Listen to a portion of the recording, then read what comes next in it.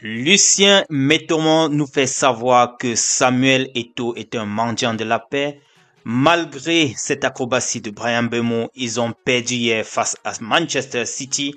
Mais cependant, Christopher Woh gagne avec son équipe 3 buts contre 0. Il a été efficace. Lemkenze également met son premier but en apparition dans sa nouvelle équipe.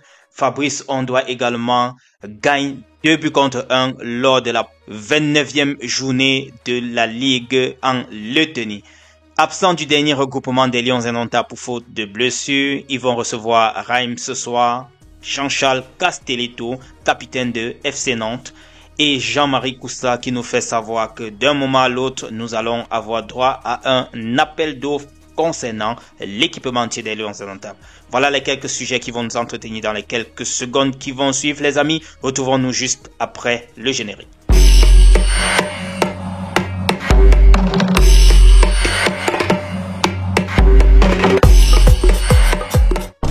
Comme je vous le disais les amis, c'était très houleux aujourd'hui lors de la conférence de presse sur Canal D International. Était invité également entre autres Lucien Métomon, ancien coéquipier de Samuel Eto'o fils et également un des acteurs du football camerounais. Il a donc mentionné que Samuel Eto'o fils est un mendiant de la paix. Je vais répéter ces mots. Il s'est exprimé en ces termes-ci. Je peux vous dire qu'à la tête de l'exécutif de la FECAFOOT actuelle, il y a quelqu'un qui mendie la paix pour que les footballeurs soient heureux. Samuel Eto'o, quand il s'agissait de se mettre à genoux et de dire pardon à ses coéquipiers parce qu'il aurait pensé à tort ou à raison qu'il a mal fait, il s'est mis à genoux. C'est quelqu'un qui sait se placer au plus bas de l'échelle pour trouver une solution pour le football.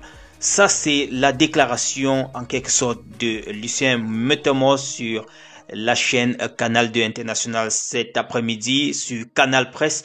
Il y a eu un débat concernant la crise entre la FECAFOOT et le MINSEP. Il était question de savoir quand est-ce que cette crise-là pourra prendre fin.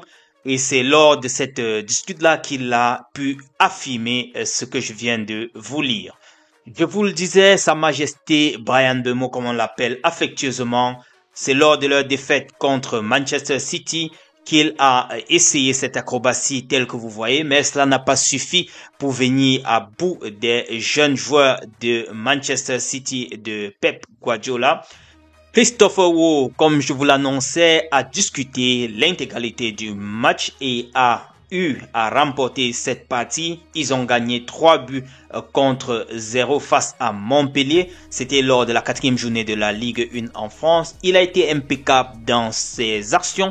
98% des passes étaient réussies. 4 sur 5 en duel. Bref, il a réussi un très bon match. C'est au tour de Didier Lemkenze de marquer aussi lors de sa première apparition dans sa nouvelle équipe. Vous le voyez, 3 buts contre 2.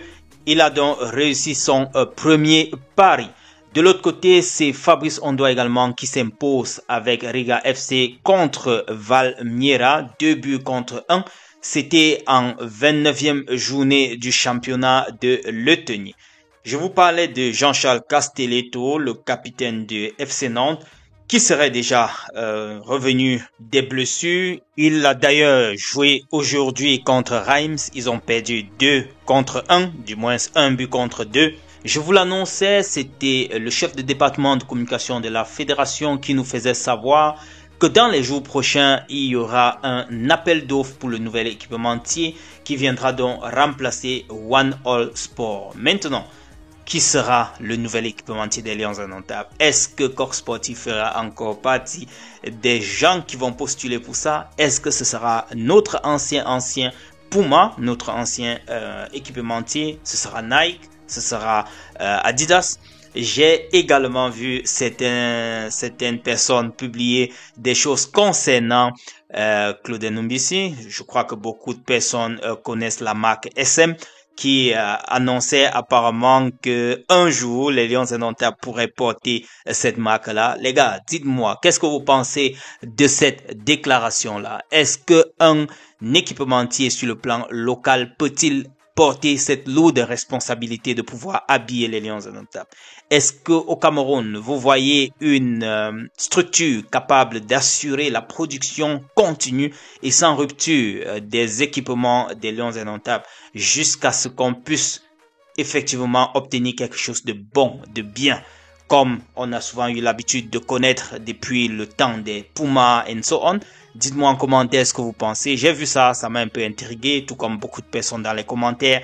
Mais bon, l'impossible n'est pas camerounais, non? On le dit souvent. Dites-moi en commentaire ce que vous pensez. Je serais ravi de savoir également ce que vous pensez de cette, de cette alternative-là. En tout cas, il y a de cela 3 jours que Coden Numbisi a publié quelque chose concernant cela. Tout un long texte pour expliquer le plan d'action et so on. Bon, ça reste encore juste sur les textes, comme j'ai dit, sur, je peux dire entre guillemets, sur papier. Rien n'est encore concret dans ce sens-là. Attendons de voir l'appel d'offres de l'Africa Foot. On dirait tout simplement, s'il se sent capable, qu'il fasse tout simplement, qu'il postule, non les gars. Je pense que ce n'est pas interdit à quelqu'un, comme il avait dit lui-même, c'est interdit de pleurer. Et ce n'est pas aussi interdit de postuler sur, la shortlist des équipementiers des Lions indomptables. Il peut bien déposer sa candidature et peut-être on étudiera cela. Retrouvons-nous dans la prochaine publication. Je vous dis un bonsoir comme ça ce dimanche. Bon début de semaine déjà par anticipation. Demain c'est lundi. On se retrouve dans un autre numéro. Portez-vous bien entre-temps et take care.